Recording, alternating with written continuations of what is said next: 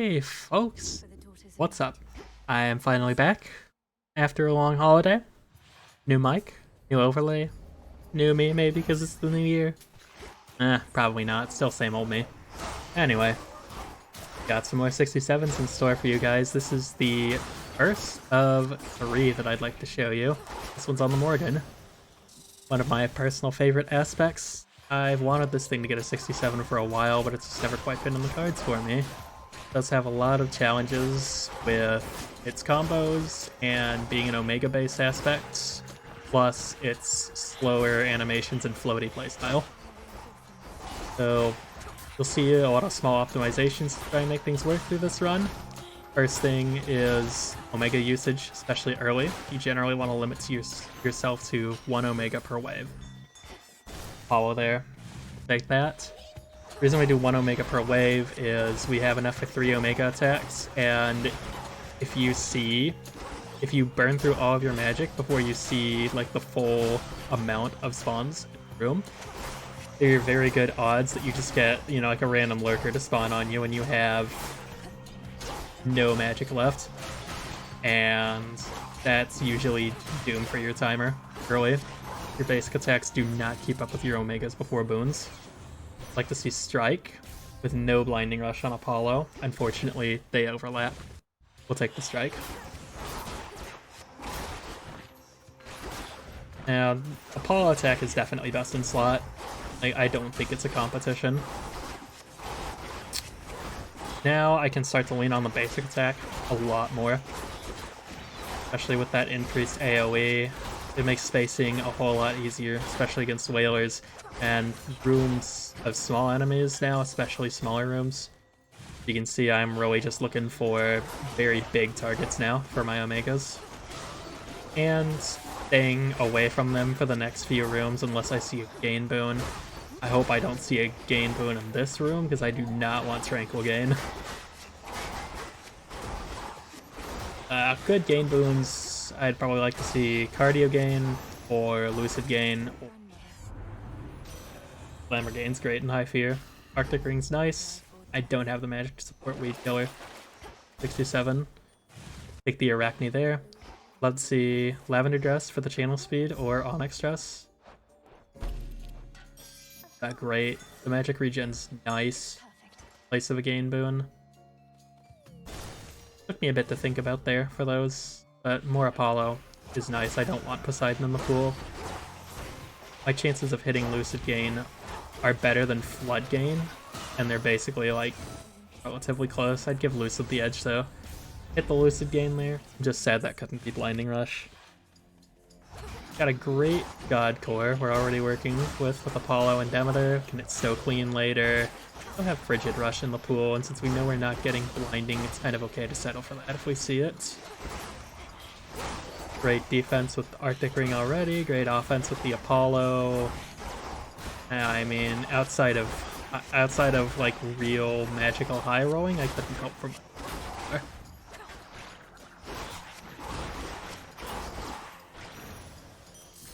Add up, get our gold.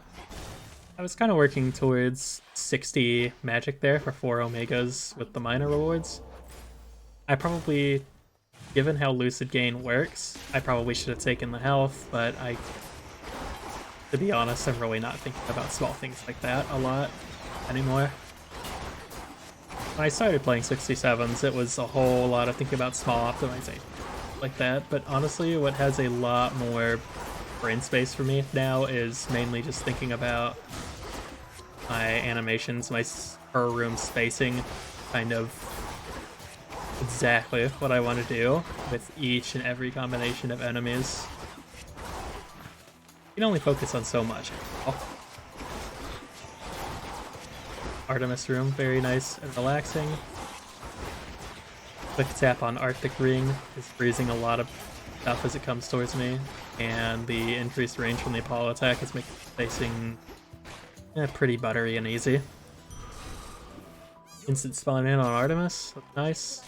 Shadow Pounce, guess we'll do that because we have Lucid Gain, so I can support a lot of Omegas. I think I can chain them together and get maximum value from Shadow Pounce. There's Frigid Rush, so we can indeed settle for that. We already have a freeze from Arctic Ring, so Ice Flow is pretty, like, non-impactful. It's like this game is just spitting in my face at this point. And, wow, John Visual Clarity strikes again. Super Giant. I actually can't see anything with the cast on the ground there.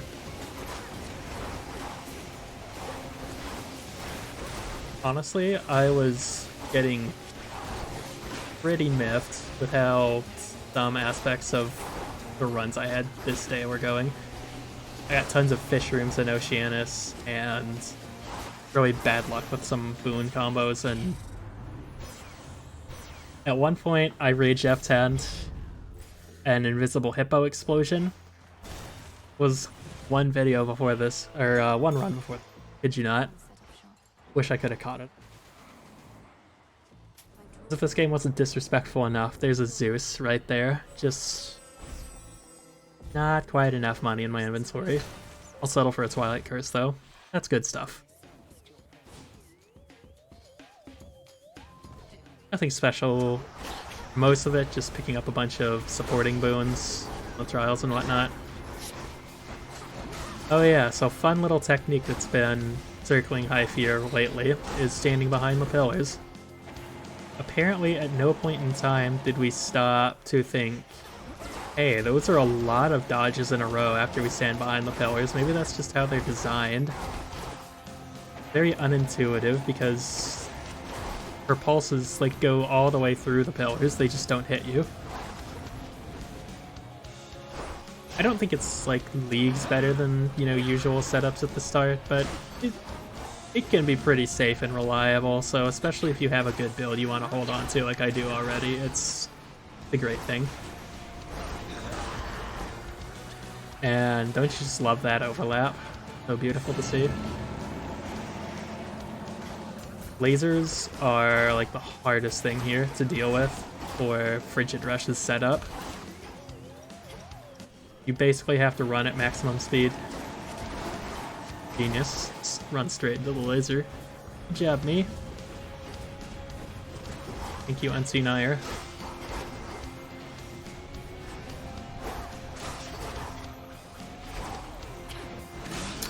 Following her around. Finding your clone. You can use pause buffering too. When she teleports, it can help you see the differences in animations. Relatively easy cleanup.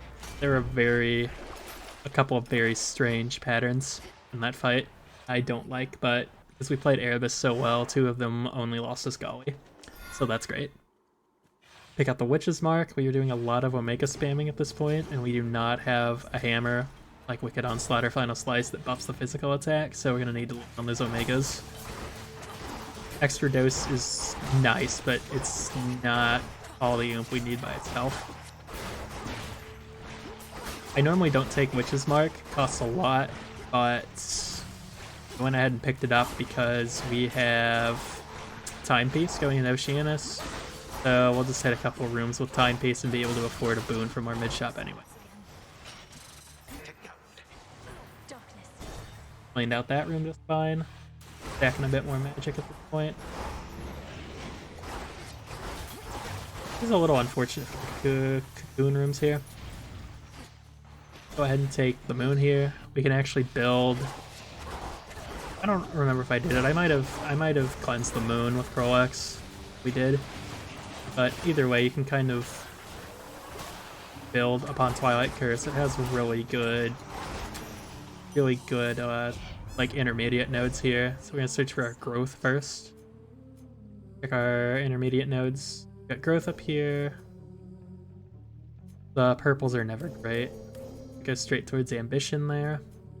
So this will do damage to guardians now. 400 is insubstantial. So in here I thought, got a good build cooking. I know my timer's going to be fine. I want to check this and make sure I'm not getting shop scammed, because that can happen. Too many bosses shop is a very common layout. We get Tony here. Just have to keep track of him. You'll see he dies very quickly to Morrigan. A lot of mini bosses do, but especially Tony has a pretty low health bar. So he splats in about 4 rotations. I want Chaos to Krolex, but then I see the shop. So interestingly enough, if you get Narcissus 3rd, then Mini-Boss 4th, take that Snow Queen real quick. Get Narcissus 3rd, then Mini-Boss 4th.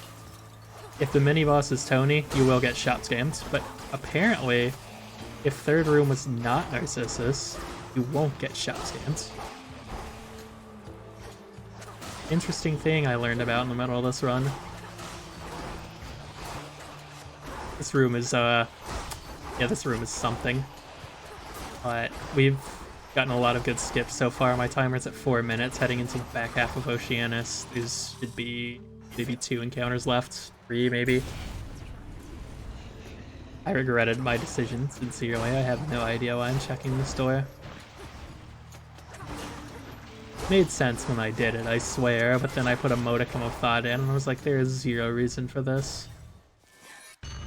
Maybe I wanted more of a buffer in case I ran into a boon and had magic issues, because we are really chilling on the brink here. Not that it would have mattered, because we have Asphodel here, and we take Asphodel every day of the week. Continue at your peril, granddaughter. Especially Asphodel on a minor role, I'd love to see the skip. Alright, Palm first, so we can hit something good. ST gives us Flash Fry, it ain't gonna be useful for much of the run now. ST is really something you want to see in the first Chambers of Erebus or early in Oceanus, especially because Flash Fry helps so much with fish rooms. Anyway, skill time. Common setup here. Go down, clear that first tentacle. We're kind of just doing whatever right now. Going around, killing tentacles, finding the first thing I can Omega at this point. We have no damage other than the Omegas, so I'm typically playing pretty safe here, hiding around the fight to get free like spots to charge my Omega. Whereas before, I would normally go straight to the right, start trying to kill all, you know, of the bandmates pretty quick. But this playstyle is a lot better for Omegas. Facing issues there. And if you Omega in air like that, you will lose the magic anyway. I learned when I checked. So far so good. The method I'm using here does mean the fight will take more time, but this build has a chance to be something very special. I want to make it through. We came in with 330 on the timer, that's a great spot. And I finally realized that I have a Hex that does 400 damage to everything it hits. It bounces around like 10 times, so maybe I should consider using that.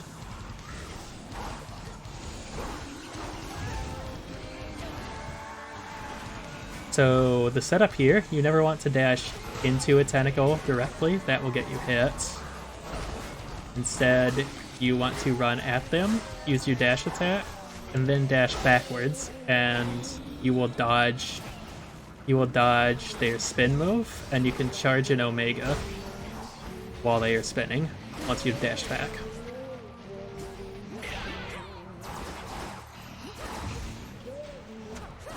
I'm playing really safe. I kind of want to hold onto this Omega so I don't get caught in a timing with Lucid Gain where I like can't burst Skilla. Got hit by something at the end there. I'm not entirely pleased with that fight, but you know, we made it through. We escaped. I'll take it. I'm really enjoying this run. It's not every day you get play an Omega base like this. Almost misclicked Antler. I want Metallic Droplet here. After they buffed Metallic Droplet, so it once again works on sprint speed and not just normal movement speed. I've been running it a lot more on Omega-based aspects and fields. It is a big deal. It can be the difference maker for Cerberus, especially with this run where I don't have bonus movement speed at all. And with Swift Runner, you can kind of, that card, you can kind of work around a lot of Zerby's attacks, but without Swift Runner, you usually become fodder for the Flamethrower. Metallic Droplet, though, with the value it can give Omega-based aspects, gives you a convenient way around that. I've not experimented with it yet on non-Omega aspects to know if it justifies a slot just for the movement speed and attack speed anyway, but that'll be something worth trying.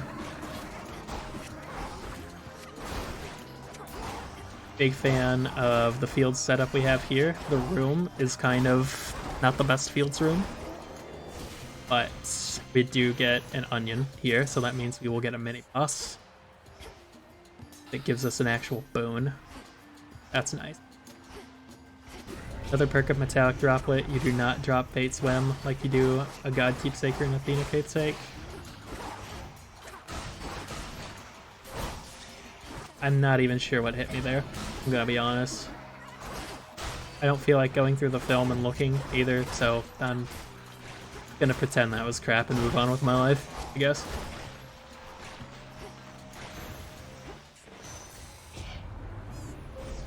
Other node I'm looking for here.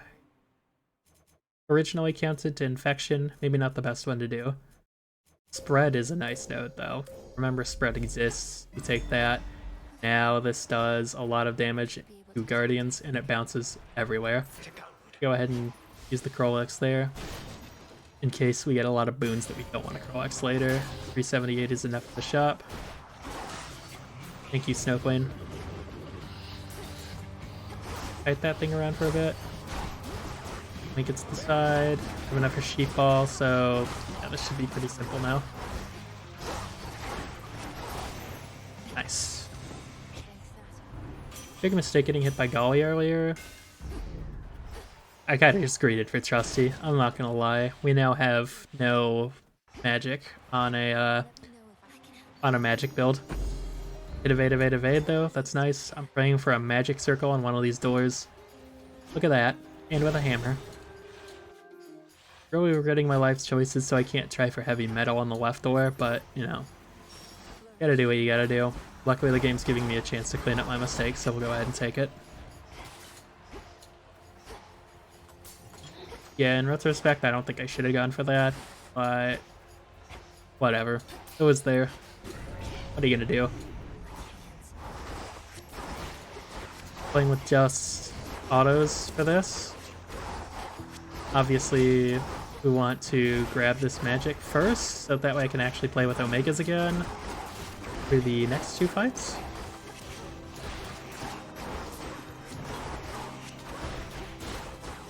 Nice to have Snow Queen still as well in a lot of these fights. It's putting in so much work. And these vacuum things, I don't know what they're called, but they're awful. Especially when they run to you slowly and menacingly from completely off screen. Those are probably a couple that I aggroed from getting the nectar earlier that I shouldn't have. But see, 1, 2 dodges, they absolutely shred your EEE. Awful. 1, 2. So that's already like 8% dodge chance on the EEE. Gone. Just from being in the wrong place at the wrong time against those things. Now that we have our Omegas back and we can Sheep Ball again, and we can do all this crazy stuff again, it's going smoothly. I am unsure as to what we're going to do against Kronos, because Kronos is a difficult fight to Omega. Finally found that one skull the entire time. Hoping for Final Slice here. Get Rapid Onslaught. Finally our first hammer of the game. Rapid Onslaught is great with Final Slice, but not on its standalone. That is like the worst thing to see there. I hate that mini boss, like everyone does, but it will shred everything you have, especially your EEE. Nice part though, we have our Thick Ring, we have a lot of tools to get around it, and I have just enough burst to kill it, so, you know, good thing I went ahead and took the magic first. So we got one less hammer in the pool now. We're gonna take this and go for Final Slice, I think. We should hit it this time, I'm hoping. Nice, we do. Brilliant. Could go for a boon there, but really the only boon left that's truly useful, or more useful than Final Slice or even Wicked Onslaught, is probably Heavy Metal at this point. Alright, Cerberus is a relaxing fight for Morrigan once you figure out the Omega rotations, especially because you can teleport behind him, do tons of stuff to avoid his attacks, which usually come out in front of you in a big AoE. I have Sheep Ball for all the minions during the phase transition. That is a very nice thing, because those things cause a lot of problems.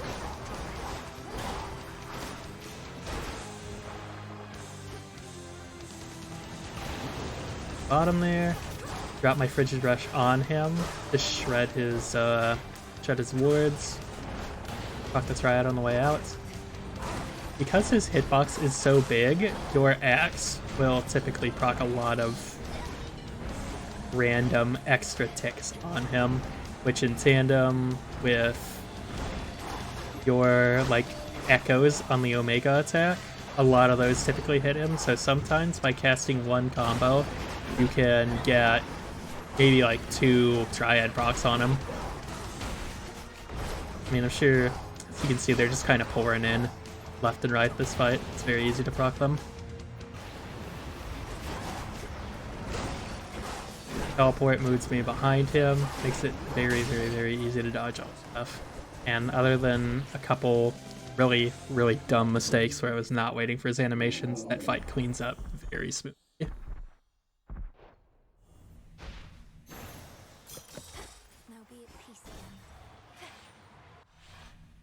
On to targets.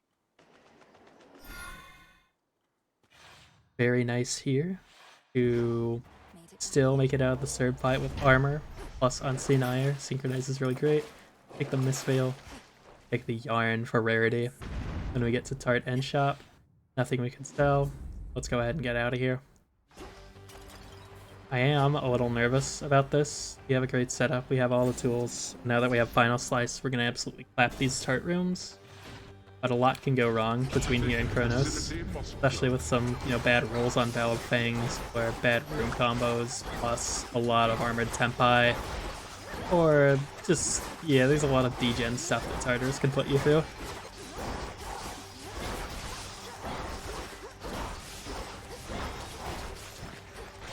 Now we're leaning on the Final Slice a lot. You know what, we worked hard for Final Slice, we're gonna go ahead and abuse it in the Tart rooms. I don't care.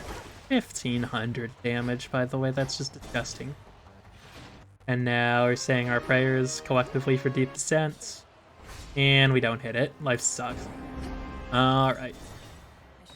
Now we get to play Chronos with all the minions and a possible mini-boss. Well, not possible, guaranteed mini-boss. Now we are playing ultra conservatively because I know I need to save things for the Chronos fight. And I say I'm playing conservatively and immediately that's the problem Armored Tempai can cause.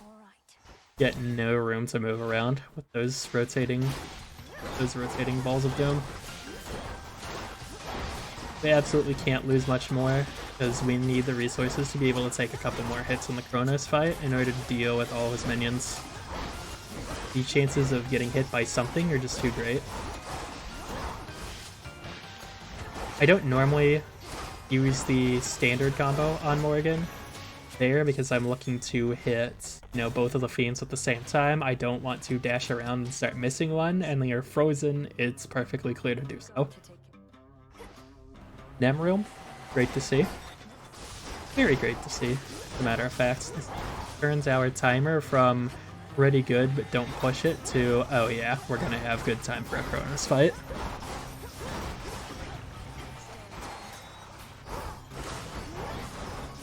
Oh look, the rare Omega in the chamber after Final Slice has been found.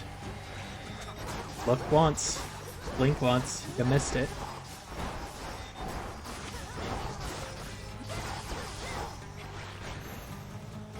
Another easy steamrolly room. Just one more left.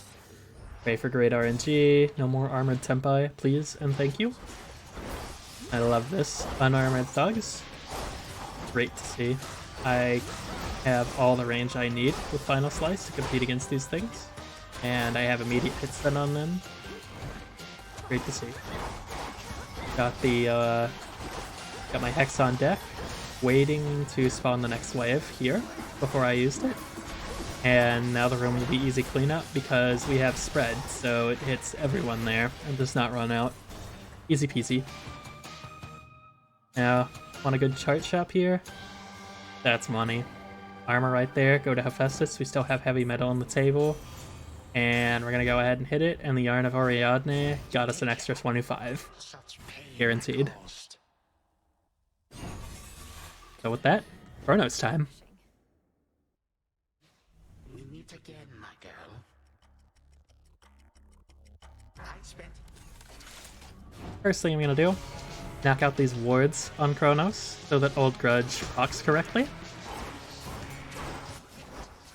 He Shadow Roams himself immediately, which is great, so then I can focus all of these minions down here while he's across the screen. There's just so much on my screen there, I have no clue what's happening. That's a tight dodge. Play safe, got a lot of satyrs to claw through over there. You kind of gotta go pseudo one at a time, just because the suicide circles they make on the screen will absolutely shred a lot of what you do. Cleaning up that one satyr aside there.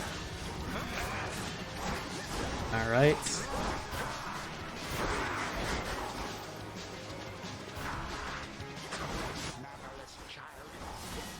Now that there are no minions, this is the most relaxing part of the fight right now. So we just play it relaxed, play it safe. Cheap ball immediately for the minion. Focusing this thing ASAP, especially because it's Thorn Spitter, so we want this thing gone. Thank you, Echo. Goodness gracious.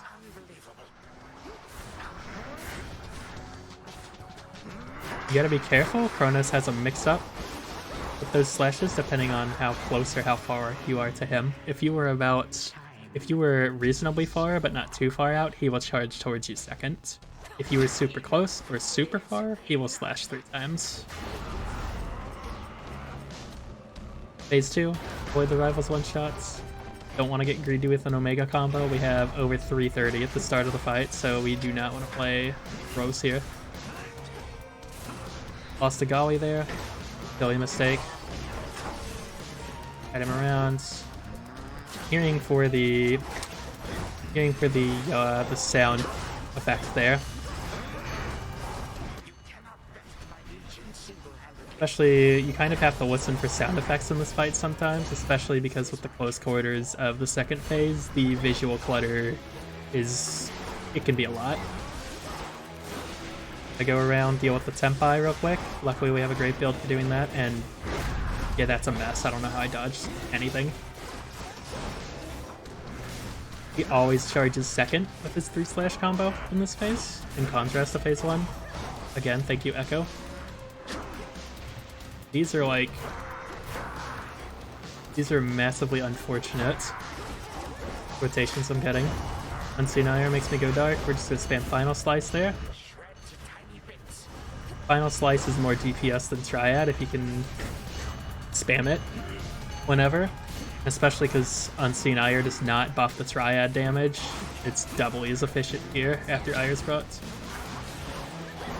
Bobbing, weaving, dodging, doing our thing. Phase 3. 2 minutes on the timer. A lot of resources to play with here. I either have 1 or 0 Gollies. I think I have... no. So we're aiming for hitless here. Time slow, first disgusting thing you don't want to see. And naturally the circles go way faster than your time slow, and wow. Pinpoint, perfect, completely accidental dodge. Fighting left and left and left to avoid the circle and the clone at the same time. Finally get a Triad proc. Go down here, throw a ring, clean up the hands, thank you Flash Fry, and off-screen side slash, thank you Kronos. Good thing I had somehow outspaced it. So with the bubbles here, this is... love that for me. Instant pop. Not me just casually breaking Grandpa's ankles, by the way.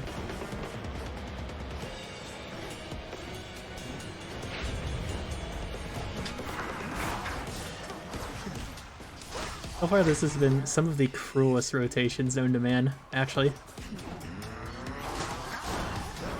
Oh boy, more clone action.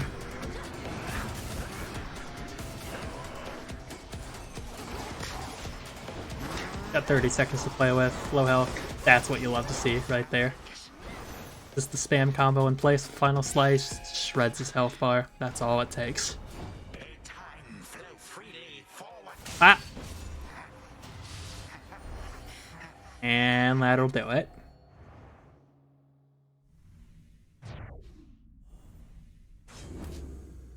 $15 magic.